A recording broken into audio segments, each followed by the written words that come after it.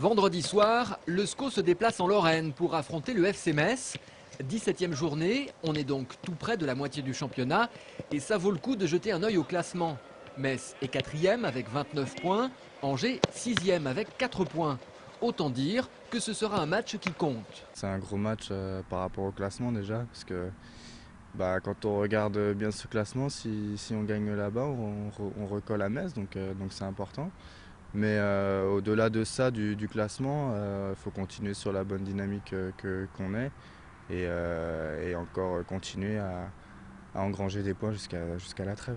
La saison dernière, à la trêve, le SCO s'était hissé à la 4e place. Cette année, l'équipe a l'ambition de faire quelque chose dans ce championnat. Et les arguments sont là. Victoire chez celui qui est devenu l'actuel leader, Boulogne, et le nul 3-3 face à Montpellier. C'est ce qui nous manquait l'année dernière.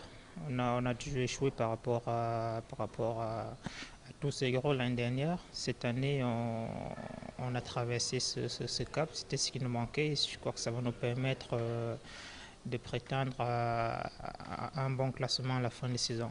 À Metz, cette semaine, on reconnaît volontiers que la venue du SCO est prise très au sérieux, un peu comme un choc du haut de tableau.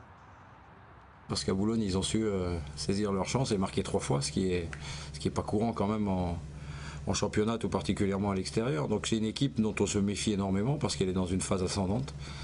Elle a eu un petit trou à un moment donné, mais c'est passé. Et aujourd'hui, on sait qu'on aura affaire à une équipe performante et qui joue et qui va de l'avant. Et donc à nous de nous en méfier. Nous aussi à domicile ces derniers temps, on est plus performants qu'on ne l'a été. Donc j'espère tout simplement que ça fera un bon match. Metz, c'est un peu le paradoxe. 2e équipe de Ligue 2 à l'extérieur, mais seulement 10e à domicile. Les Messins n'ont pas beaucoup marqué à Saint-Symphorien, avec 9 buts. Et leur récent match nul 1-1 à Nîmes ne les place pas dans une dynamique très favorable. Il est évident que Metz reste sur une performance mitigée à Nîmes, donc ils vont avoir à cœur et ils vont avoir presque une obligation de nous battre pour nous écarter un petit peu provisoirement. Donc une nouvelle fois, comme face à Montpellier, je crois que la pression elle est sur les épaules de ceux qui ont l'objectif avoué de monter en Ligue 1. Nous, aujourd'hui, on est dans un effet de surprise, on est dans une équipe en progression qui demande confirmation et on va là-bas effectivement dans un rôle d'outsider qui nous va bien, mais il ne faut pas se contenter de ça, il faut aussi être capable d'avoir beaucoup d'ambition à l'approche d'un tel match.